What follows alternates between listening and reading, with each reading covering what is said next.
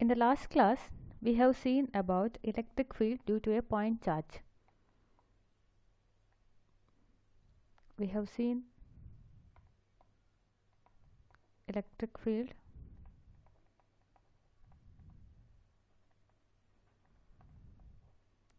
due to a point charge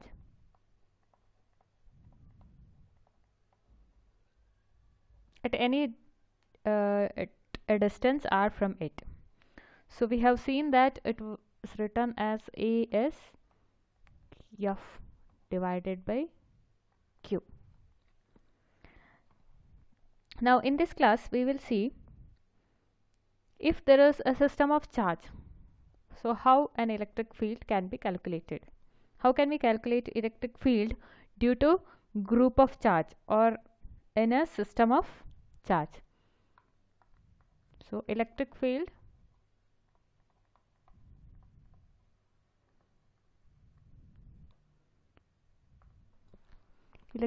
due to a system of charge. So here we will see how we can calculate electric field at a point due to multiple charges when we have a system which has more than one charges due to a system of charge.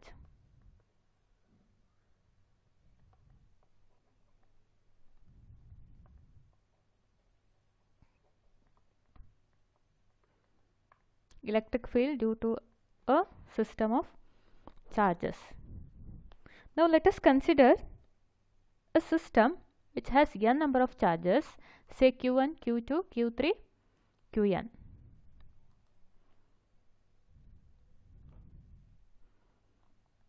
Consider a system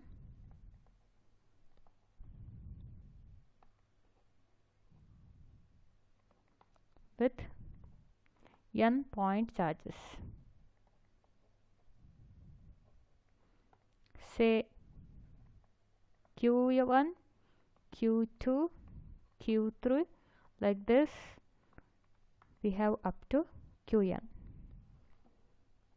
Now I'll mark these charges Q1, Q2, Q3, Qn. So consider a point P here, and we need to find out electric field due to all these charges at point P.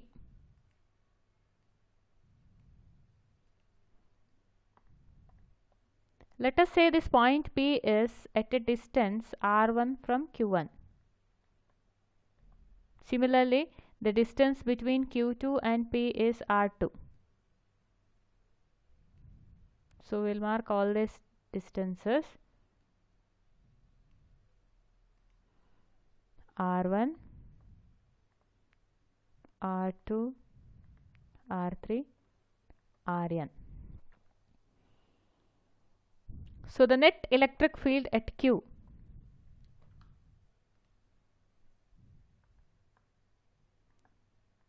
net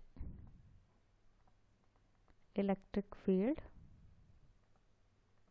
at P, E net.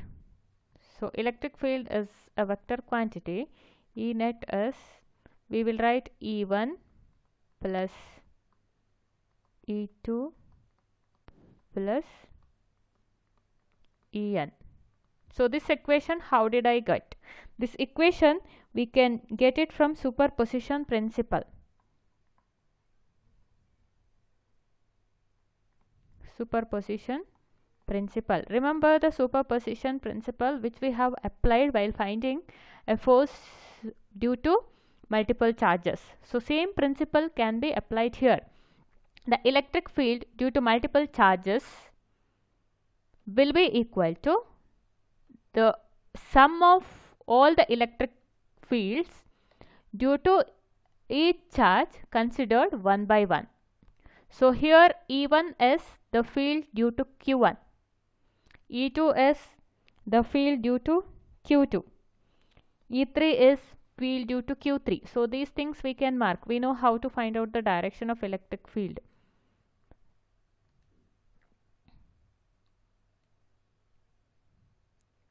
So E1 will be in this direction and E2 will be in this direction. In the last class we have seen how we can find out the direction. So here I will mark this is E1 and this is E2.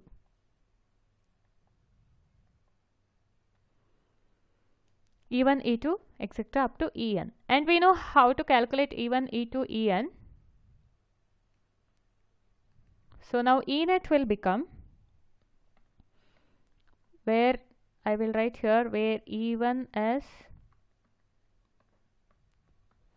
electric field due to Q1 and is given by 1 by 4 pi epsilon naught into Q1 divided by R1 square into unit vector R. So this is for E1. Similarly, you can write all the electric fields, all the other electric fields due to all other charges. So now you do the summation to find out Enet.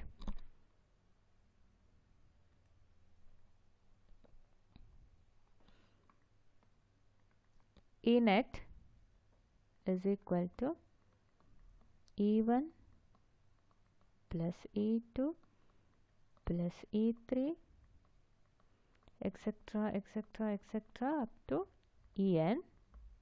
So this can be written as 1 by 4 pi epsilon naught is common for all the terms. So let us take it out. Q1 by R1 square into unit vector R1 plus Q2 by R2 square into unit vector R2. So like this up to Qn we have.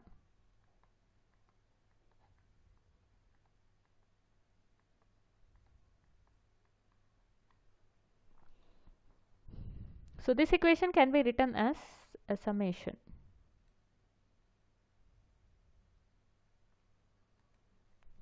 Enet is equal to 1 by 4 pi epsilon naught into summation of I equal to 1 to n Qi divided by Ri square into Ri unit vector. So the total electric field is the sum of the electric fields due to each charge considered one by one. This is about the finding out the electric field when we have a group of charges. So now we know what is electric field. Next we will see what are the properties of these electric fields.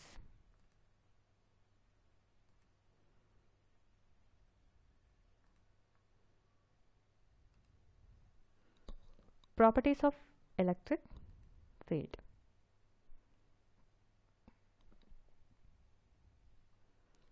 Tangent to electric field line at any point gives the direction of electric field at that point. So if you want to find out the direction of electric field, what you can do is, so let me say I have a field line here and I want to find out the field at this point. So you just draw a tangent at this point and that will give you the direction of electric field.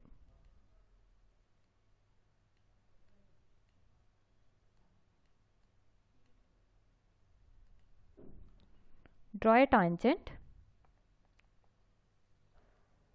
at this point and that will give you the direction of electric field. So this figure has, I'll draw it once again.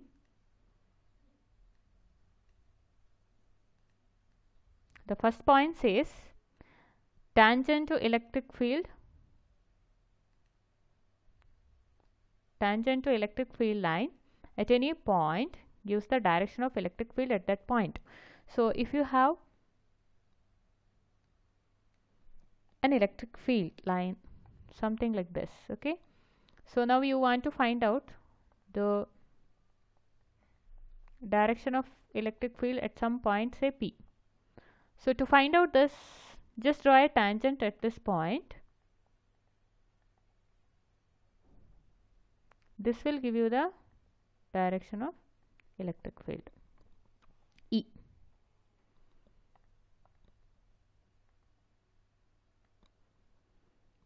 So tangent drawn at any point gives the direction of electric field. The next point is two field lines. This is field. So this is field. Two field lines. Two field lines can never cross each other. If they do so, then we will obtain two tangents pointing in two different directions of electric field at that point, which is not possible. So two field lines never cross each other, because if you take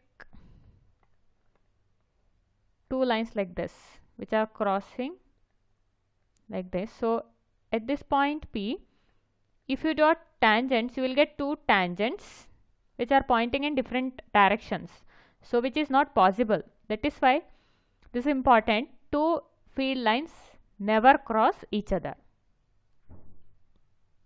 Two field lines never cross each other. The third point says field lines start from positive charges and end at negative charges. If there is a single charge, then this may start or end at infinity. So field lines start from positive charges.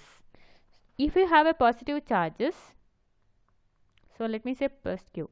So the field lines are marked. So field is nothing but the region surrounding the charge. So the field lines start from positive charge. Positive charge we have, so the arrow will go out of positive charge.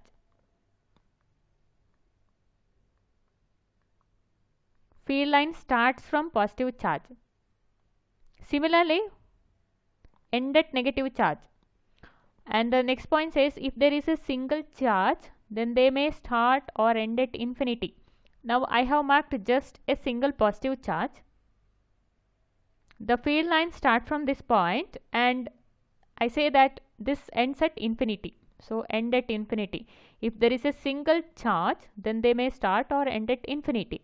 So for a positive charge, the field lines start at positive charge, and if it is a single positive charge, then it ends at infinity.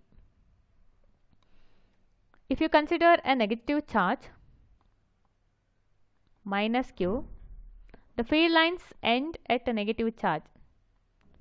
So direction, we mark the line going into the negative charge.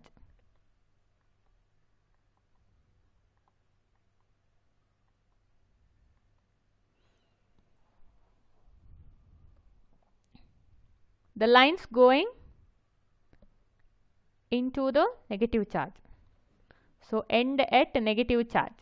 So if it is a single negative charge, these lines are started at infinity. Single charge, they may start or end at infinity. So start. So these lines have come from infinity and they end at negative charge.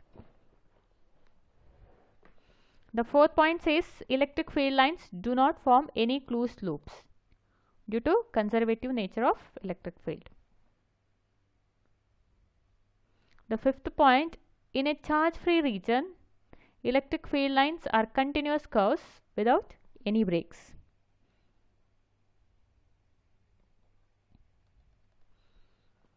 And the last one says electric field lines are close if electric field is strong and far apart if electric field is weak. Now consider, let me explain this point. Electric field lines are close if electric field is strong.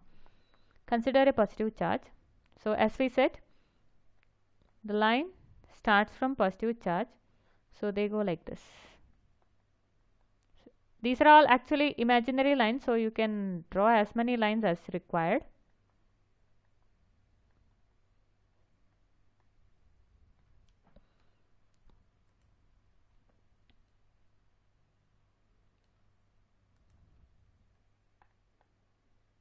To show the strength, I have drawn many lines over here.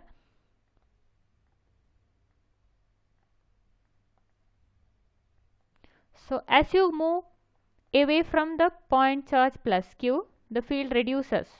If you consider a point A here and point B here, at B the field lines are close to each other.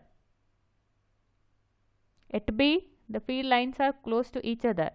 So the strength is more here. The field is strong because this B is very near to plus q.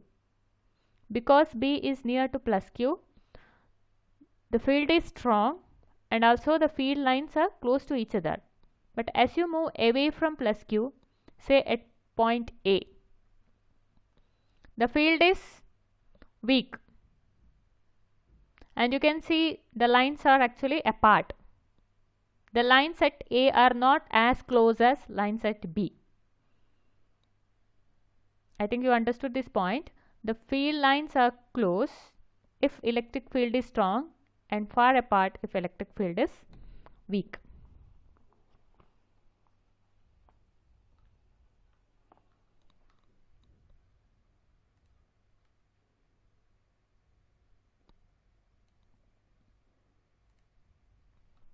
These are about the properties of electric field lines.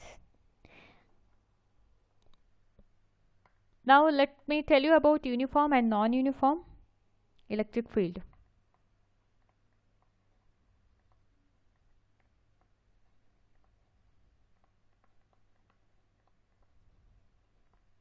So in uniform electric field, the field lines are equidistant and parallel to each other. So uniform electric field is represented like this. At each point, the strength of the field will be same in case of uniform electric field. Uniform electric field, so the field lines are equidistant and parallel to each other.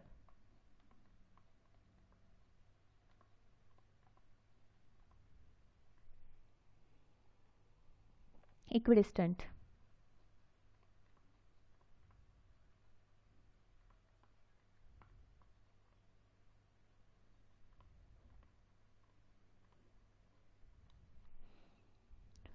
I'll mark the direction also. So the field is along this direction. So at if you consider at any point, the field strength will be same.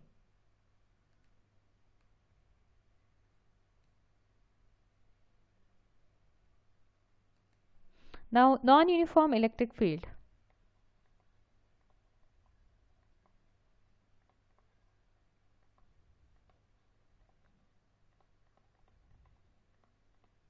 Here the field lines are not equidistant and also they are not parallel. So the example is a point charge is a non-uniform field. Consider plus q. So the point charge, it's a non-uniform field. Here the field lines are not parallel, also not equidistant also.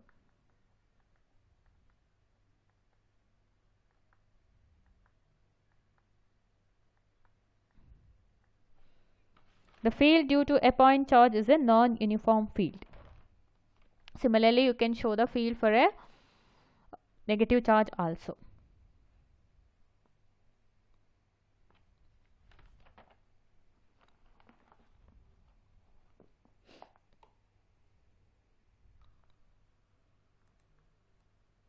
These are all properties of electric field.